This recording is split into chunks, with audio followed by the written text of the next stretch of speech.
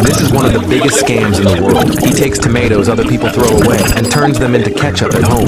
Clueless customers fight to buy it, and the guy? He drives fancy cars and lives in a mansion. These tomatoes, wrinkled, mushy, totally trashed by supermarkets and veggie stands. But to him, they're not garbage, they're hidden gold. He picks through them, peels off the skins, cuts out the rotten parts, and uses the rest to make sauce. He slow cooks it in a giant pot, adds onions, garlic, spices, stirs it over and over until it becomes thick, rich ketchup. He pours it into clean jars, slaps on a handwritten label, then sells it to restaurants, supermarkets, and farmers markets. Because it's all natural, no additives, the price is way higher than store-bought ketchup. Customers, who don't know the truth, can't get enough, and he's making a fortune. He's turning trash into bestsellers. It's not magic, it's hustle. While others throw it away, he's building his empire. And it tastes exactly the same as fresh ones, and even tastes better. So do you dare to try it?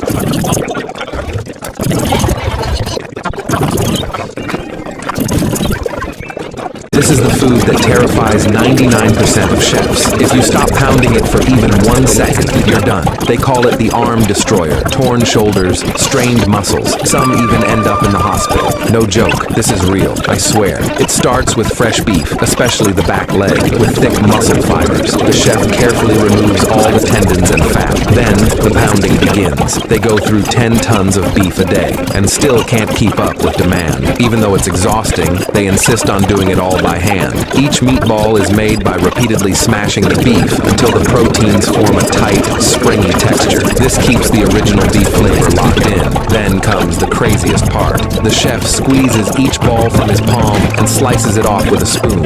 They repeat this tens of thousands of times every single day. Then they drop the meatballs into ice water to set the shape. When it's time to cook, they use low heat and constant stirring so the balls stay perfectly round. The result? Smooth, juicy, bouncy beef balls. The first bite literally snaps back at your teeth, then melts into rich, meaty tenderness. Every bite explodes with beefy flavor and juicy goodness. So, are you brave enough to try one?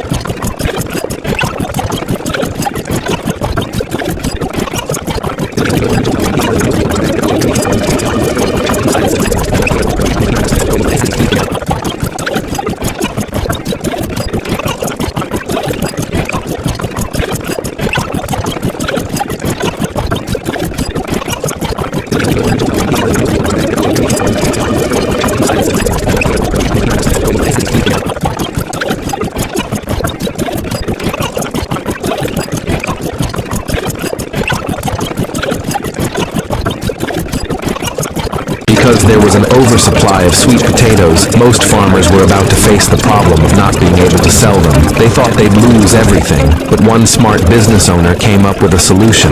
Turn them into sweet potato noodles that store well and sell all over the country. Freshly harvested sweet potatoes are first rinsed over and over in clean water to wash off dirt and impurities.